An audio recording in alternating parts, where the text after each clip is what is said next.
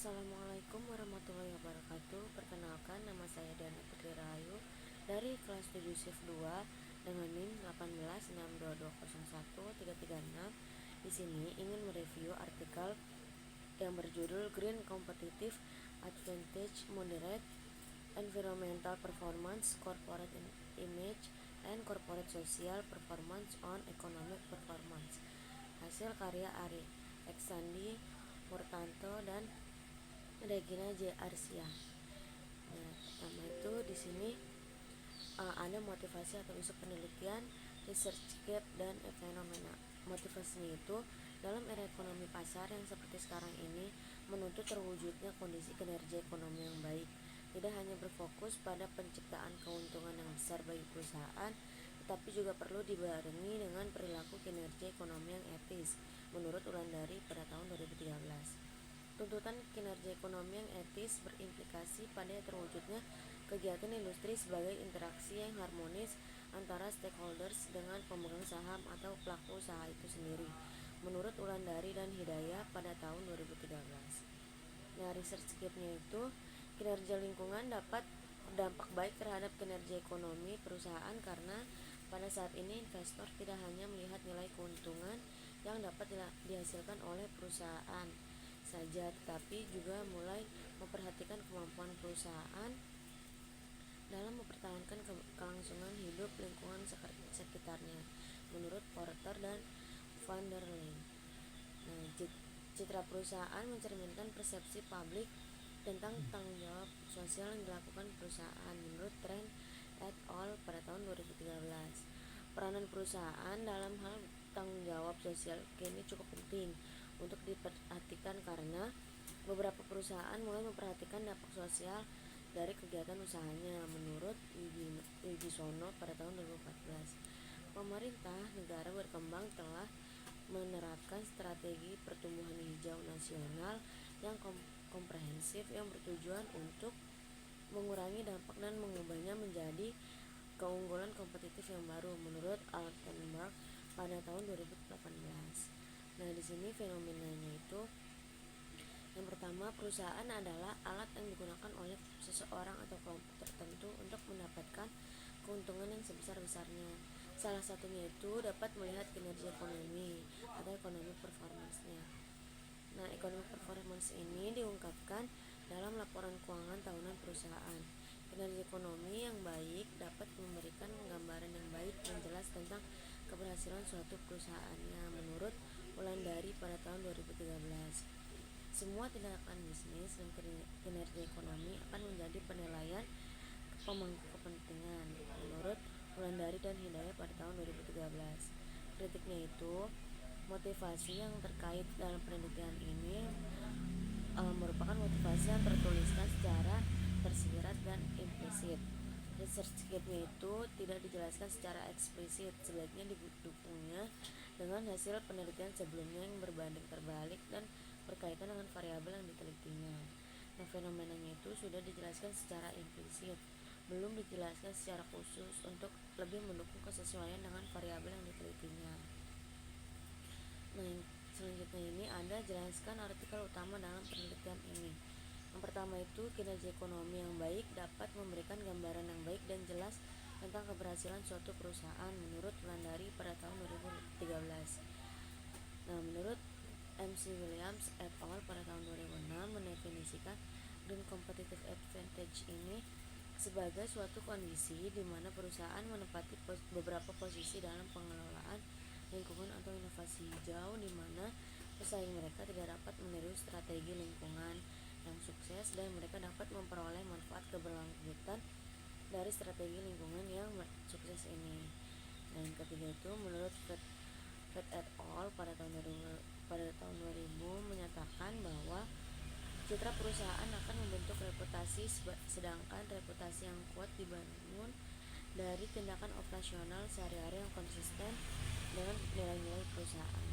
Nah, yang keempat ini ada kinerja lingkungan merupakan sumber informasi yang penting perusahaan untuk mencapai tingkat produksi yang efisien, meningkatkan produktivitas sesuai dengan standar, menekankan biaya yang diakibatkan oleh kerusakan lingkungan dan kesempatan untuk memperoleh pasar baru, menurut Porter dan Van der Leyen. Yang kelima ini ada menurut Orlinsky dan Benjamin pada tahun 2001 menyatakan bahwa investasi dalam kinerja sosial perusahaan ini bersifat jangka panjang. Dan yang terakhir itu informasi yang saat ini menjadi salah satu pertimbangan penting bagi calon investor untuk berinvestasi adalah informasi tentang sosial dan lingkungan menurut Prabandari dan Suryanawa pada tahun 2014. Di sini tuh ada novelty dalam penelitiannya, yaitu pembaruan penelitian ini mengenai pengukuran kinerja ekonomi perusahaan, namun tidak sebatas hanya dengan melihat dari keuntungan yang dapat dihasilkan perusahaan, melainkan mengukur dengan beberapa variabel di luar rasio keuangan yang dapat mempengaruhi perkembangan dan kemajuan perusahaan yang tidak disadari oleh perusahaan pesaing lainnya, yaitu environmental performance, corporate image, dan corporate social performance yang dimoderasi dengan green competitive advantage. Nah, kritiknya itu penelitian telah menuliskan novelty dalam penelitian ini secara implisit di bagian pendahuluan mengenai keterbaruan penemuan penelitian untuk memudahkan pembaca mengetahui apa saja temuan keterbaruan penelitiannya. Ada apa sih research question atau perumusan masalah dari penelitian ini? Yang pertama itu, apakah environmental performance berpengaruh terhadap economic performance? Yang kedua, apakah corporate image berpengaruh terhadap economic performance? Yang ketiga, apakah corporate social performance berpengaruh terhadap economic performance? Dan yang terakhir, apakah grand competitive advantage berpengaruh terhadap economic performance? Kritiknya ini, peneliti tidak menjelaskan perumusan masalah dengan jelas. Perumusan masalah hanya dijelaskan secara implisit. Perumusan masalah yang dijelaskan merupakan hasil penelaahan dari reviewer. Nah, tujuannya itu untuk mengetahui pengaruh environmental performance terhadap economic performance. Yang kedua, untuk mengetahui pengaruh corporate image terhadap economic performance. Yang ketiga, untuk mengetahui pengaruh corporate social performance terhadap economic performance. Dan yang keempat, untuk mengetahui pengaruh green competitive advantage terhadap economic performance. Kritiknya ini, peneliti tidak menuliskan tujuan penelitian secara jelas.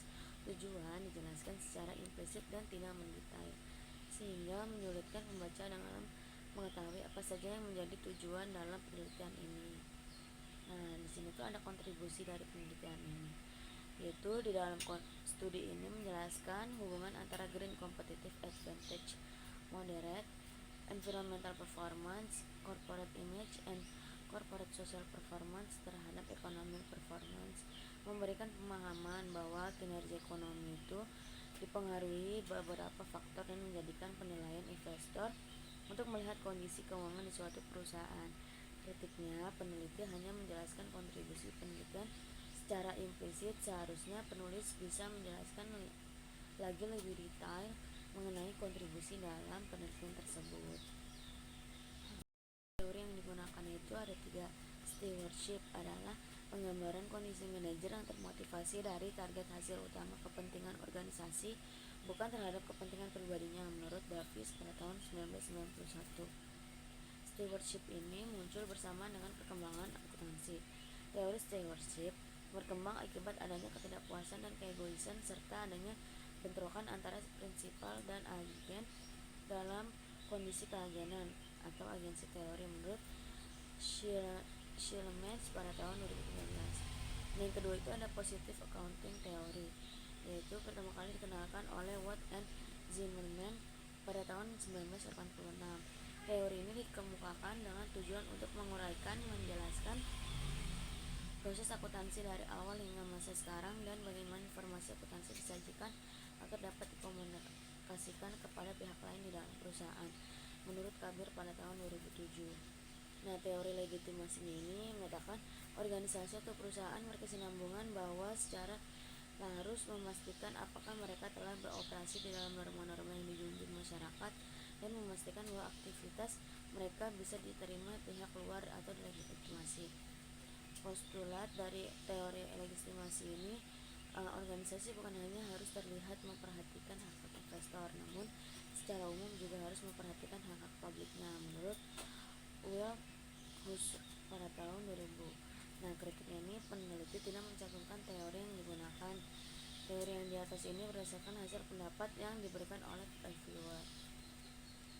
Nah, keterkaitan dengan teorinya ini, kalau teori stewardship itu penggambaran kondisi manajer yang termotivasi dari target hasil utama kepentingan organisasi, bukan termotivasi terhadap kepentingan pribadinya, menurut David pada tahun 1991. Terkaitannya itu, perilaku steward berpedoman pada perilaku tersebut agar tujuan organisasi dapat dicapai, misalnya peningkatan penjualan atau profitabilitas. Perilaku ini menguntungkan stakeholder dalam bentuk kenaikan return saham. Hal ini juga memberikan manfaat pada status manajerial sebab tujuan mereka ditindaklanjuti dengan baik oleh steward.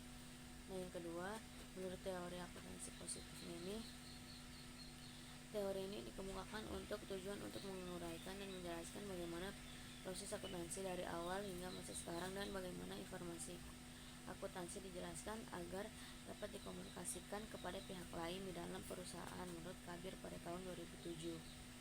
Nah, keterkaitannya ini terletak pada variabel corporate social performance, yaitu pada laporan tanggung jawab sosial perusahaan, informasi akuntansi disajikan di dalam laporan tanggung jawab sosial perusahaan dapat menjadi media komunikasi kepada pihak lain di dalam perusahaan. Nah, kalau menurut legitimasi teorinya ini, keterkaitannya itu terletak pada variabel environmental performance-nya, yaitu adanya kontrak sosial yang terjadi antara perusahaan dan masyarakat. Kontrak sosial dua pihak ini mengutarakan bahwa perusahaan butuh legitimasi atau pengakuan dari masyarakat tentang operasi dan produk yang dihasilkan, sedangkan masyarakat menuntut tanggung jawab perusahaan agar mengelola lingkungan sekitar perusahaannya. Kritiknya ini, peneliti tidak mencantumkan teori yang digunakan. Teori di atas berdasarkan hasil pendapat yang diberikan oleh reviewer. Nah, di sini itu kalian bisa melihat kerangka konseptualnya. Sebagai X1-nya itu ada environmental performance, X2-nya corporate image, X3-nya corporate social performance, X4-nya itu green competitive advantage. Nah, variabelnya itu economic performance. Kritiknya ini, peneliti tidak memberikan penjelasan dan gambaran terkait kerangka konseptual pada penelitian ini. Seharusnya peneliti membuat kerangka konseptual untuk menggambarkan keterkaitan setiap variabel independen dan dependennya untuk memudahkan pembaca memahami setiap pengaruh variabel yang sedang diteliti. Gambaran kerangka konseptual ini dibuat dengan pemahaman hipotesis yang telah dijelaskan. Nah, selanjutnya ini ada hipotesis penelitian. H1, kinerja lingkungan berdampak positif terhadap kinerja ekonomi. H2, citra perusahaan berpengaruh positif terhadap kinerja ekonomi. H3, kinerja sosial perusahaan berdampak positif terhadap kinerja ekonomi. H4, keunggulan kompetitif hijau berdampak positif terhadap kinerja ekonomi. H5, keunggulan kompetitif hijau memoderasi hubungan lingkungan kinerja ekonomi. H6, keunggulan kompetitif hijau memoderasi hubungan citra perusahaan dengan performa ekonomi. H7, keunggulan kompetitif hijau memoderasi hubungan sosial perusahaan kinerja ekonomi. Nah, di sini tuh ada metode penelitian yang digunakan. Yang pertama, ada rancangan penelitian. Jenis penelitiannya itu menggunakan metode deskriptif dengan pendekatan kuantitatif dan menggunakan data sekunder. Metode analisisnya digunakan dengan menggunakan metode regresi data panel, yaitu data yang diambil dari beberapa perusahaan kemudian diamati dalam kurun waktu tertentu. Kritiknya ini, peneliti sudah menjelaskan secara jelas rancangan penelitian menggunakan studi kausal dan metode analisisnya regresi data panel. Yang kedua ini ada definisi operasional variabelnya. Yang A itu economic performance. Rumusnya ECP P1 dikurang P0 dikurang DIF dibagi P0 sama dengan MERI.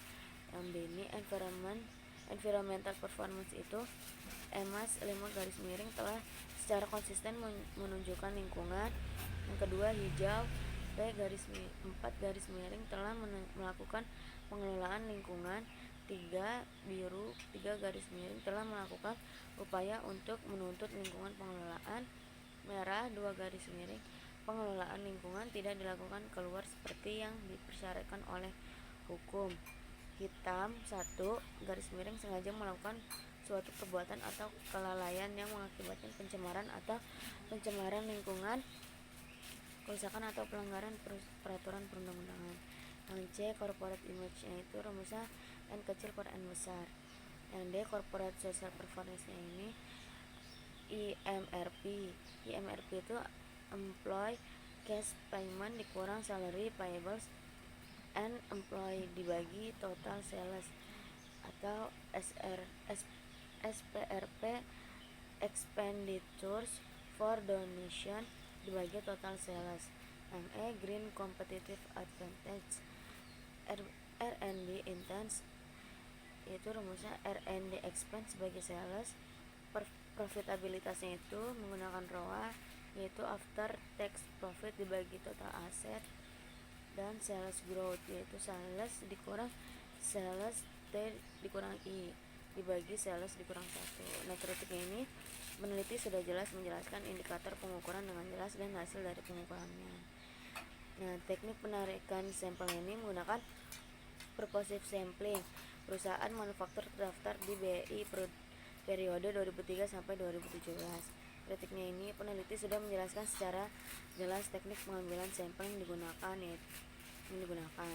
Unit analisisnya ini terpilih dari 13 perusahaan yang memenuhi kriteria dari total populasi sebanyak 65 perusahaan. Kritiknya ini peneliti sudah menjelaskan secara jelas unit analisis yang terpilih secara eksplisit menurut kriteria dari pengambilan sampel yang digunakan.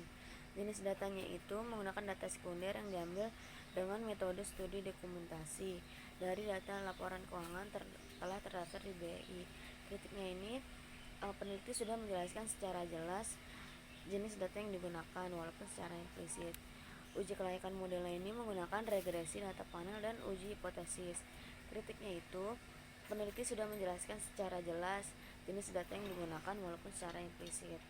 Nah, metode analisis datanya ini menggunakan uji Cow, uji Hosman, dan uji Lagrange multiplier. Kritiknya ini peneliti sudah menampilkan analisis data yang bisa dilihat dalam bentuk tabel serta penjelasan dari tabel-tabel tersebut sudah jelas. Nah, di sini itu kalian bisa melihat persamaan regresinya. Kritiknya itu peneliti sudah jelas dalam menampilkan persamaan regresi dalam penelitian. Teknik analisisnya ini digunakan dengan analisis regresi data panel dengan bantuan software Avios. Nah, pembahasan hasil penelitiannya ini kalian bisa lihat di sini.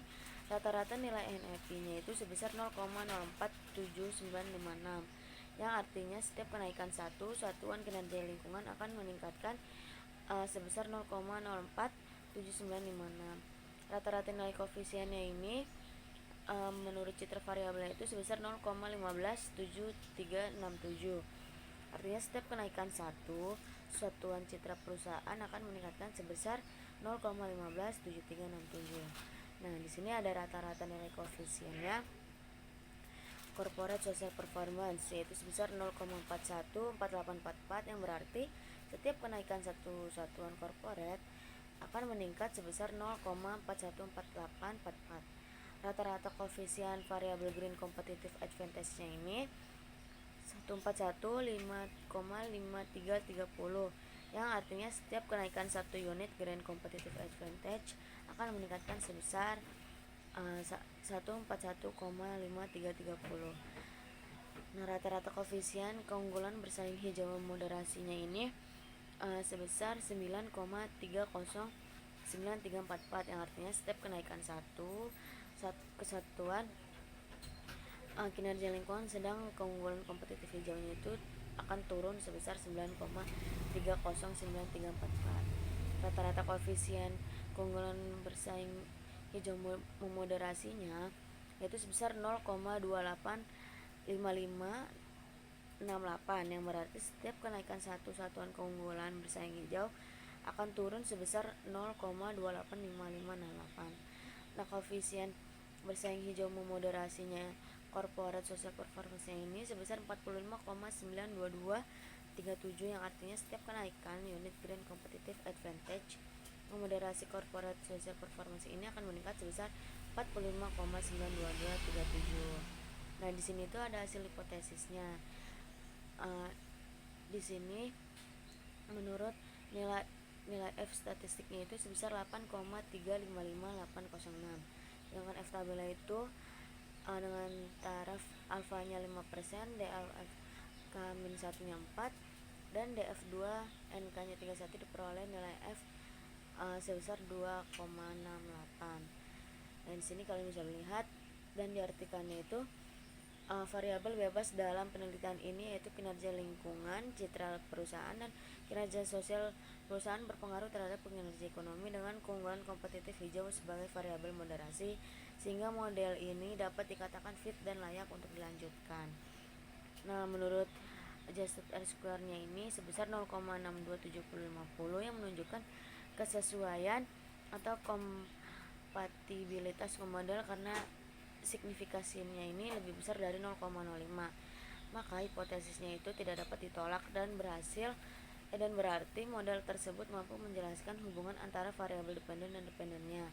Artinya perubahan naik turunnya economic performance dapat dijelaskan oleh kinerja lingkungan, citra perusahaan, dan kinerja ekonomi sosial perusahaan dengan keunggulan kompetitif hijau sebagai variabel.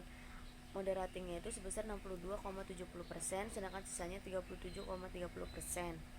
Dijelaskan oleh variabel lain, dan variabel di luar model itu 0,71229. Di sini kalian bisa melihat UJT-nya.